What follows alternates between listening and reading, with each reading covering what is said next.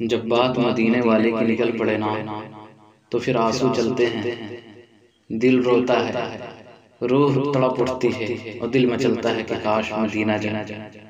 ایک پتے کی بات بتلا رہا ہوں، مدینہ شریف روئے زمین کا وہ مقدس مقام ہے جہاں پہنچنے کے لیے ایک مرد مومن کا دل اس کے پہلو میں پہروں دھڑکتا رہتا ہے، اور دھڑکے بھی کیوں نہ، مومن ہے، عاشق ہے، مدینے والے کا عاشق ہے، شہنشاہ بطحا کا عاشق ہے۔ مدینہ شریف کی زیارت قلب و روح کی دنیا کو ایک صالح انقلاب سے دوچار کر دیتی ہے۔ ہم نے تو ایسے بھی دیکھے ہیں، ہم نے بھی تو ایسے واقعات سنے ہیں کہ آدمی گنہگار تھا، شراب پیتا تھا، نبی اکرم صلی اللہ علیہ وسلم کی زیارت ہوئی، زندگی بدل گئی۔ مدینہ شریف یا روضہ مقدسہ کو زیارت کر لیا، پوری زندگی بدل گئی، اور وہ شرابی سے مبلغ ہو گیا۔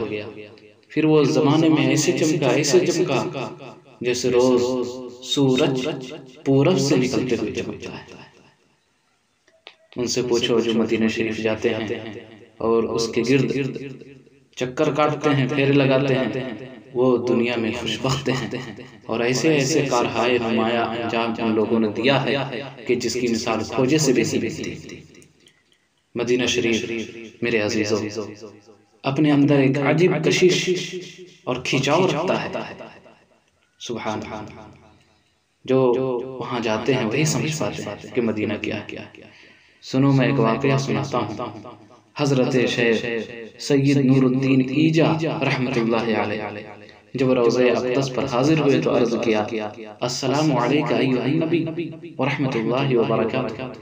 تو جتنے لوگ اس وقت وہاں حاضر تھے ان سب نے سنا کہ روضہ انور سے جواب آیا، وعلیک السلام یا ولد، سبحان اللہ، یعنی اور تجھ پر سلام ہو اے میرے بیٹے۔ شاعر نے کہا، تم کو تو غلاموں سے ہے کچھ ایسی محبت، تم کو تو غلاموں سے ہے کچھ ایسی محبت، ہے ترک ادب ورنہ کہیں ہم پہ فدا ہو۔ اللہ۔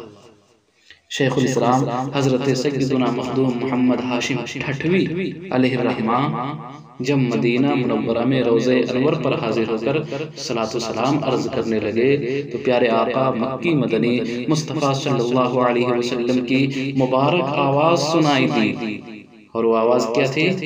وعلیکم السلام یا محمد ہاشم التتوی۔ انوار علماء اہل سنت سندھ صفحہ نمبر 714 پہ یہ درج ہے۔ شاعر نے کہا ہے، اے مدینے کے تاجدار سلام، اے غریبوں کے غم گسار سلام، تیری ایک ایک ادا یہ اے پیارے، 100 درودیں فدا ہزار سلام۔ حضرت سیدنا شیخ سید احمد کبیر رفاعی بہت بڑے بزرگ، بہت بڑے عالم رحمت اللہ علیہ، جب حج سے فارغ ہو کر مدینہ منورہ روضہ انور پر حاضر ہوئے تو عربی میں دو اشعار پڑھے جن کا ترجمہ یہ ہے، غور سے سننا، دل کے کانوں سے ذرا سننا۔ کہتے ہیں جس کا ترجمہ یہ ہے، دوری کی حالت میں میں اپنی روح کو خدمت اقدس میں بھیجا کرتا تھا تو میری نائب بن کر آستانہ مبارکہ کو چوما کرتی تھی، اور اب بدن کے ساتھ حاضر ہو کر ملنے کی باری آئی ہے تو اپنا دست مبارک دراز فرمائیے، آگے بڑھائیے تاکہ میرے ہونٹ اس کو چومیں۔ جو ہی اشعار ختم ہوئے، آقا کریم صلی اللہ تعالی علیہ وسلم نے اپنا دست انور قبر منورہ سے باہر نکال دیا، سبحان اللہ، اور انہوں نے اسے چوم لیا۔ واہ کیا جود و کرم ہے اے شہ بطحا تیرا، نہیں سنتا ہی نہیں مانگنے والا تیرا۔ حضرت سیدنا داؤد بن ابی صالح فرماتے ہیں، دو جہاں کے سلطان رحمت عالم صلی اللہ علیہ وسلم کے آستانے عرش نشان پر ایک دن خلیفہ، وقت کا خلیفہ مروان حاضر ہوا۔ وہاں اس نے ایک صاحب کو قبر منور پر منہ رکھے ہوئے دیکھا تو اس کی گردن پر ہاتھ رکھ کر کہا، جانتے ہو کیا کر رہے ہو؟ اس نے کہا، ہاں جانتا ہوں، کہہ کر اس کی طرف متوجہ ہوئے تو محبوب باری صلی اللہ تعالی علیہ وسلم کے مشہور صحابی حضرت سیدنا ابو ایوب انصاری رضی اللہ تعالی عنہ تھے، جو روضہ اقدس پر منہ رکھے ہوئے تھے۔ فرمایا سنو، میں رسول اللہ صلی اللہ علیہ وسلم کی خدمت باعظمت میں حاضر ہوا ہوں، کسی پتھر کے پاس نہیں آیا، اور میں نے رسول اکرم صلی اللہ تعالیٰ علیہ وسلم کو یہ فرماتے سنا ہے کہ دین پر اس وقت نہ رو جبکہ اس کا والی لائق ہو، لیکن اس وقت ضرور رو جبکہ اس کا والی نالائق ہو۔ شاعر نے کہا ہے، عشاق روضہ سجدے میں سوئے حرم جھکے، اللہ جانتا ہے کہ نیت کدھر کی ہے۔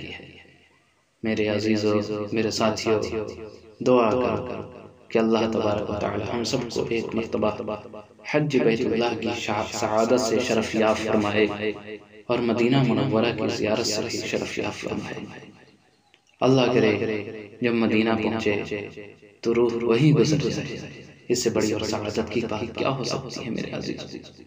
حرم پاک میں رہنا، وہاں کی فضاؤں میں وہ خوشبو مہکتی ہوتی ہے جو ہند اور بر صغیر میں نظر نہیں آتا۔ اللہ، اس روضہ رسول پر حاضر ہونا جہاں صبح شام فرشتے صلاۃ و سلام پڑھتے ہیں۔